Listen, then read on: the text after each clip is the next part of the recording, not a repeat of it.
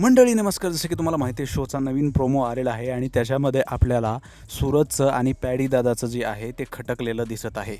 आता बऱ्याचशा लोकांचं म्हणणं आहे की सूरज जेव्हा सुरुवातीला आला होता त्याला बऱ्याचशा गोष्टीची समज नव्हती. पॅडी दादाने त्याच्यापाशी बसून त्याला व्यवस्थितरित्या समजून सांगून बऱ्याचशा गोष्टींची समज ही पॅडी दादाने सूरजला दिली आहे. आणि आज सूरजचं जे काही थोडंफार डोकं चालतं ते पॅडी दादा आणि थोडीफार अंकिता जे आहे ते त्यांच्यामुळे चालतं. पण आपण प्रोमोमध्ये पाहतोय की सूरज अंकितापाशी बसलेला आहे आणि काल पॅडी दादांनी जे आहे ते सूरजला मध्ये बोलू नका असं म्हणले होते आणि सूरज झोपलेला होता त्यावेळेस सुद्धा पॅडी दादा जे आहे ते थोडंसं ओरडले होते.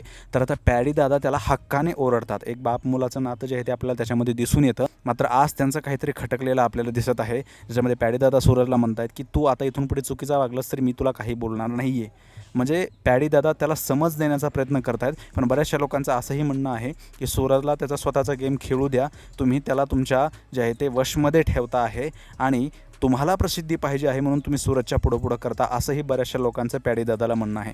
पण शोला आजपर्यंत पाहून तरी वाटत नाही की पॅडी दादाचं तसं काही इंटेन्शन असेल, कारण त्याने आजपर्यंत सूरजची खूप चांगल्या प्रकारे समज काढलेली आहे. बाकी तुम्हाला काय वाटतं कमेंटमध्ये नक्की सांगा.